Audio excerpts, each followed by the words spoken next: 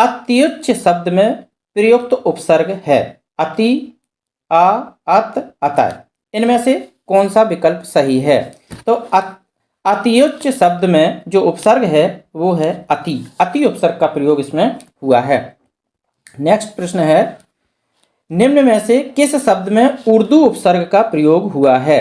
अनुज, अभ्यागत, अपवित्र, बदनाम। तो अनुज, इसमें उर्दू उपसर्ग का प्रयोग नहीं हुआ, इसमें भी नहीं हुआ और इसमें भी नहीं हुआ। बदनाम में जो बद उपसर्ग है ये उर्दू उपसर्ग के अंतर्गत आता है। नेक्स्ट प्रश्न है कि आइन प्रत्यय लगाकर बनाया गया शब्द है। आइन कौन से शब्द में लगा हुआ प्रत्यय है?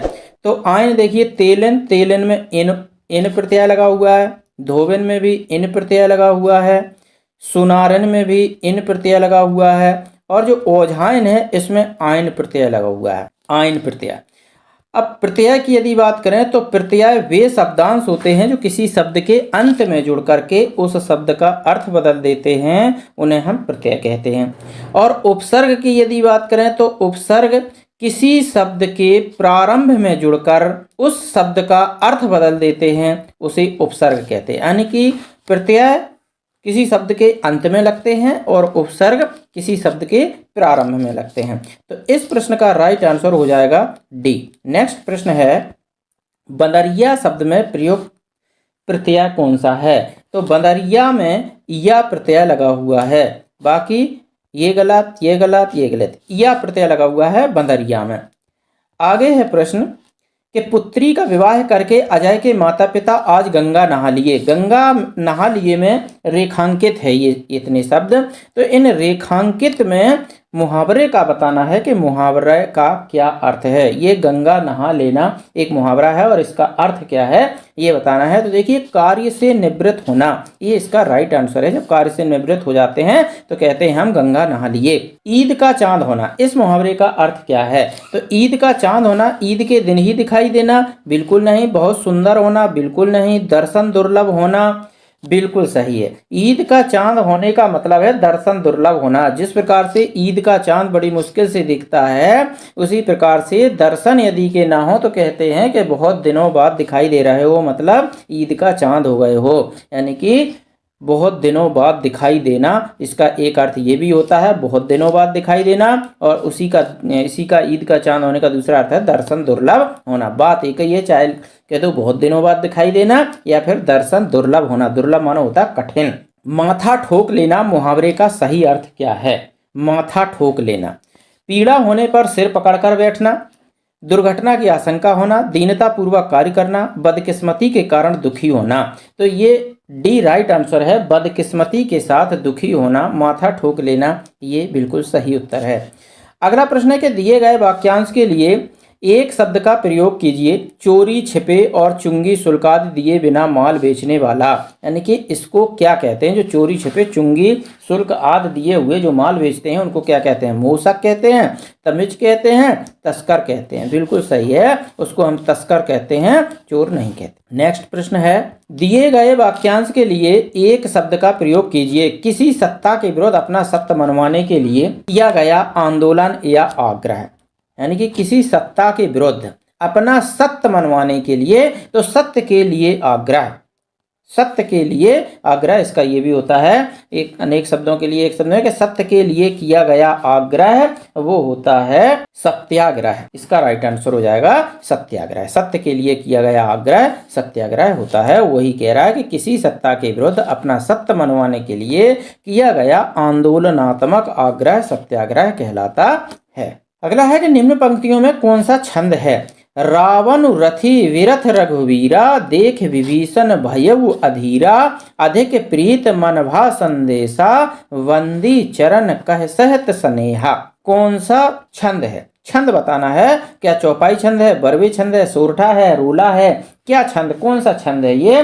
तो इसमें जो छंद है तो चौपाई छंद है। चौपाई की बात करें तो प्रत्येक चरण में, यानी कि 4 चरण चौपाई में, प्रत्येक चरण में 16 मात्राएं होती हैं। और चौपाई जो छंद होता है वो सममात्रक छंद होता है। सममात्रक छंद इसको बोलते हैं। मात्राओं की गणना कैसे करते हैं, गिनती कैसे करते हैं, तो देखिए जहां पर बड़ी मात्रा होती है यानी कि दीर्घ स्वर होता है वहां पर 2 मात्राएं गिनी जाती हैं, यानी कि 2 इसकी हो गई, ऐसा चिन्ह लगता है इसका।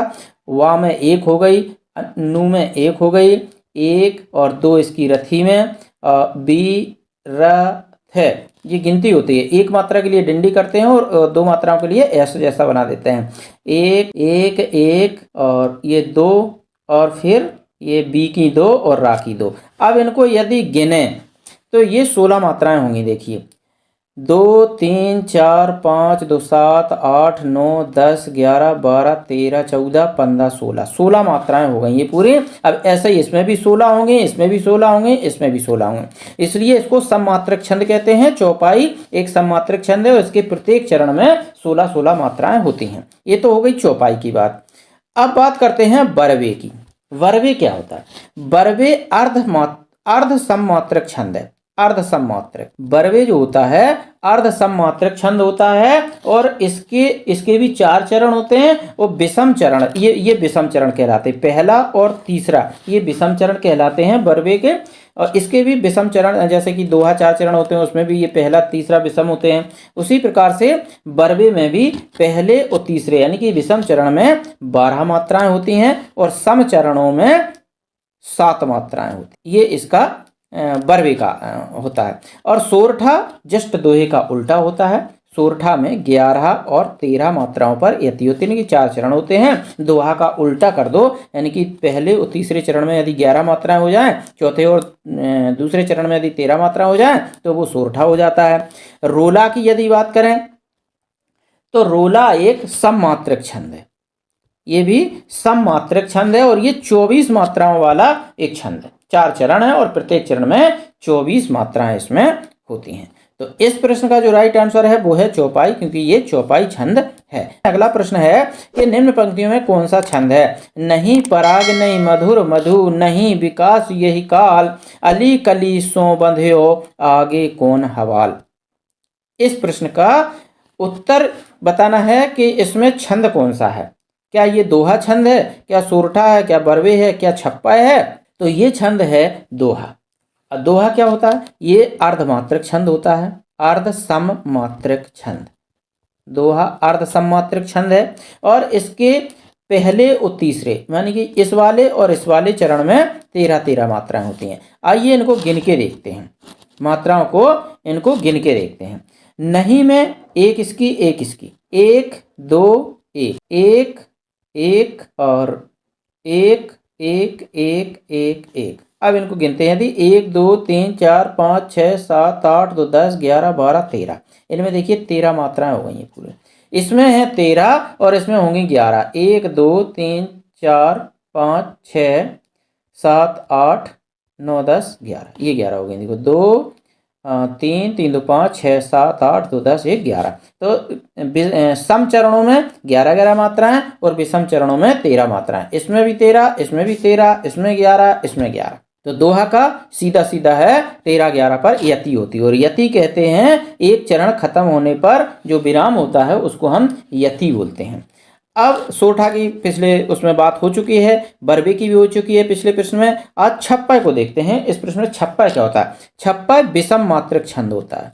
ये रोला और उल्लाला से मिलकर बनता है, यानी कि प्रथम जो 4 चरण होते हैं वो रोला के होते हैं, क्योंकि रोला में 4 चरण होते हैं। प्रथम 4 चरण रोला के होते हैं और 24 मात्राएं होती हैं। रोला में 24 मात्राएं होती हैं, 4 चरण रोला में होते हैं। तो प्रथम 4 जो चरण होते हैं वो रोला के होते हैं और लास्ट के जो 2 चरण होते हैं वे दोहा के चरण। तो इस प्रकार से 26 और 28 मात्राएं, इनकी लास्ट के जो 2 चरण होते हैं उनमें 26 या फिर 28 मात्राओं पर यति होती है, यानी कि 26 से लेकर के 28 मात्राएं होती हैं छप्पा में। अगला प्रश्न के आवेदन पत्र लिखते समय दिनांक लिखने का निम्न में से कौन सा प्रकार सही है? क्या ऐसा सही है 4 नवंबर 2023 या 4 सितंबर 2023 और 4/9/2023 या फिर 4 सितंबर 2023? तो दिनांक लिखने का सबसे सही तरीका सी ऑप्शन का होगा, 4/9/2023 दिनांक ऐसी लिखना उचित होता है। नेक्स्ट प्रश्न में बढ़ेंगे कि निम्न में से शुद्ध वर्तनी का चयन कीजिए। शुद्ध वर्तनी का चयन कीजिए। उत्थान, ईर्षा, इच्छा, अंतर्निहित, इसमें शुद्ध वर्तनी वाला शब्द कौन सा है? तो शुद्ध वर्तनी वाला जो शब्द है वो है अंतर्निहित। अगला प्रश्न है कि निम्न में से अशुद्ध वर्तनी का चयन कीजिए। उसमें शुद्ध का करना था, इसमें अशुद्ध का करना है। तो अशुद्ध वर्तनी इसमें बताना, अधिनियम बिल्कुल सही लिखा हुआ है, उन्मुख बिल्कुल सही लिखा है, आघूर्ण बिल्कुल सही लिखा है, औसत बिल्कुल गलत लिखा है। यानी कि इसका राइट आंसर डी हो जाएगा। औसत ऐसे ही नहीं लिखी जाती है, औसत ऐसा लिखा जाता है। तो ये डी इसका राइट आंसर है, डी अशुद्ध है। नेक्स्ट प्रश्न है कि आज भी भारत में श्रवण कुमार पैदा होते हैं। जो रेखांकित श्रवण कुमार है इसमें हमें बताना है कि संज्ञा कौन सी है। क्या भाववाचक है, जातिवाचक है, व्यक्तिवाचक है, संकेतवाचक है? देखिए, संज्ञा के बारे में यदि बात करें तो जब किसी का नाम दिया हो तो व्यक्तिवाचक संज्ञा होती है। संपूर्ण जात के लिए संकेत किया जाता हो तो जातिवाचक होती है। भाव की ओर प्रधानता हो यानी कि भाव होती है, उसको हम भाववाचक संज्ञा कहते हैं। और संकेतवाचक तो संज्ञा होती नहीं है।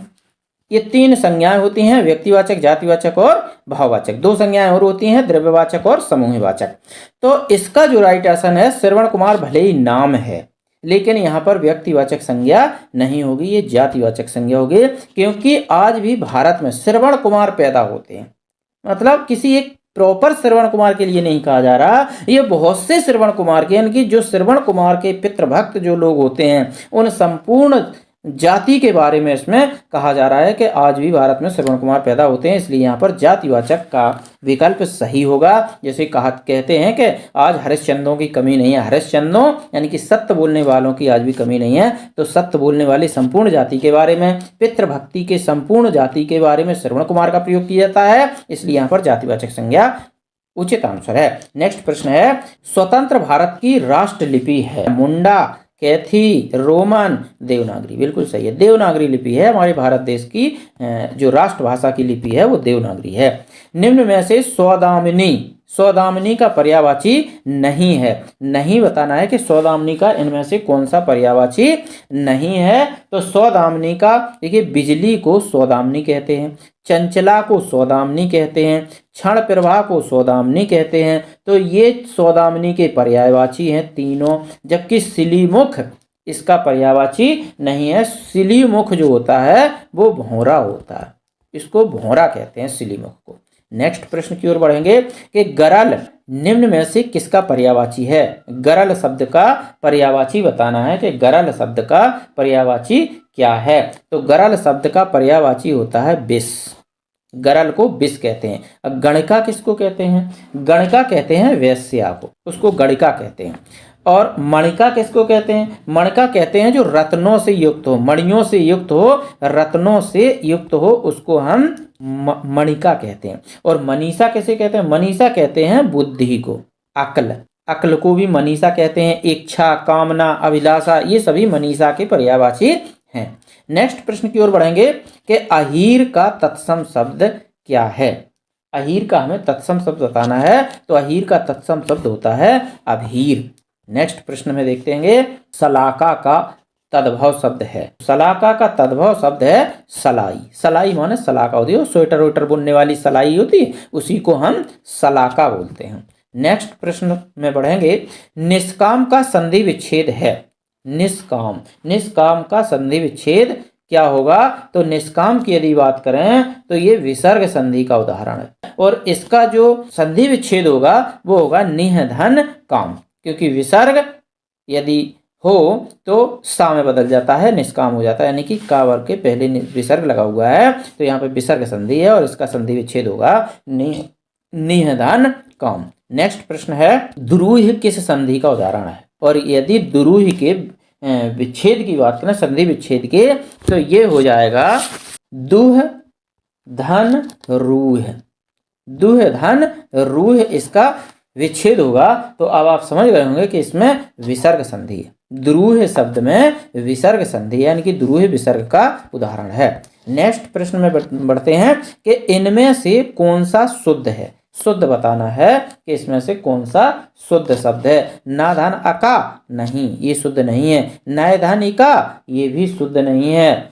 फिर नयधन इका बिल्कुल शुद्ध है, यानी कि सी ऑप्शन इसका राइट है, नयधन इका नायिका। अगला प्रश्न, निम्न चौपाई में कौन सा अलंकार, एक चौपाई नीचे दी गई है, उसमें हमें अलंकार बताना है कि अलंकार कौन सा है। तो अलम धनकार, अलंकार का मतलब होता है आभूषण, अलम माना होता है आभूषण। तो अलंकार की परिभाषा यदि देखें तो जिस काव्य की शोभा बढ़ाने वाले साधनों या धर्मों को अलंकार कहते हैं, यानी कि जो काव्य की शोभा बढ़ा दे उसे अलंकार कहते हैं। अब इसमें जो लिखा है कि बिनुपद चलई सुनय बिनु काना, करबिन कर्म करे विधि नाना, इसमें कौन सा अलंकार है? तो इसमें जो अलंकार है ये है विभावना अलंकार। तो विभावना अलंकार क्या होता है? विभावना अलंकार होता है कि जहां पर कारण के बिना भी कार्य हो जाना हो, यानी कि किसी कारण या साधन के बिना भी कार्य होने का जहां पर भाव हो या जहां पर बोध हो, वहां पर विभावना अलंकार होता है। बिनुपद चले, यानी कि बिना पैरों के चलता है।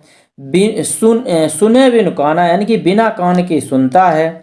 करबिन कर्म, यानी कि हाथ नहीं है फिर भी काम करता है। कार्य विधि नाना, यानी कि तरह तरह के काम करता है जिसके हाथ भी नहीं है, यानी कि यहाँ पे कारण या साधन के बिना भी कार्य होना बताया जा रहा है, इसलिए यहाँ पर अलंकार जो है वो विभावना अलंकार है। नेक्स्ट प्रश्न में देखते हैं कि मानव मणिमय मौलिमाल आकृति अलवेली, उक्त पंक्ति में कौन सा अलंकार है? इसमें हमें अलंकार बताना है कौन सा अलंकार है। तो इसमें जो अलंकार है वो है, देखिए, मनहु, जनु जानो, मनु मानो, इस प्रकार के जो भी शब्द आ जाए वहां पर उत्प्रेक्षा अलंकार होता है। देखें कौन कौन से शब्द आ जाए, या तो जनु आ जाए, जनु कहीं लिखा हो, जानो लिखा हो, कहूँ बीच में आ जाए जानो, जनहु है, जानहु, उसके बाद मनु, मानो, मनहु, मानहु, जान पड़ता कहीं लिखा हो, निश्चय ही, ज्यों के जैसे इयो शब्द आ जाए, या इच्छा से, जैसे वगैरह ये शब्द आ जाते हैं तो वहां पर उत्प्रेक्षा अलंकार होता है। सोहत ओढ़े पीत पट श्याम सलोने घात, मानो नीलमणि शैल पर आतप परियो प्रभात, ये सभी उदाहरण। नेक्स्ट प्रश्न है कि निम्न में से अशुद्ध वाक्य छांटना है, अशुद्ध वाक्य का चयन करना है। प्रायः ऐसा होता है, प्रायः ऐसा होता है, क्या ये शुद्ध है? नहीं है। शरीर के कई अंग होते हैं, अब देखिए, मतलब ये जो वाक्य है ये बिल्कुल सत्य वाक्य है। शरीर के कई अंग होते हैं, ये भी शुद्ध वाक्य है। और मुझे पुस्तक दो, ये भी शुद्ध वाक्य है। जबकि डी नंबर पे अगर अपन गौर करें कि हमारे से कोई काम नहीं होता, हमारे से कोई काम नहीं होता, तो ये इसका अशुद्ध वाक्य है।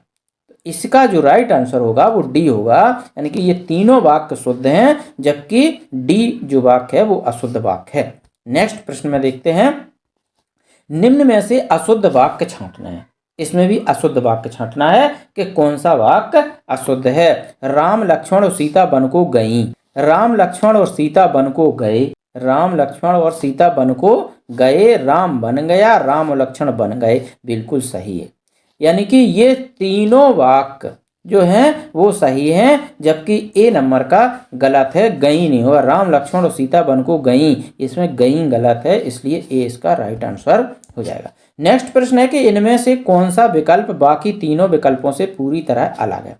तीन विकल्प हैं जो कि एक जैसे हैं और एक विकल्प बिल्कुल अलग है, वो विकल्प अलग वाला बताना है। कौन सा अलग विकल्प है? देखिए, शेर, बाघ और लोमड़ी, ये सभी जंगली हैं, जंगली जानवर हैं, जबकि गाय पालतू जानवर है।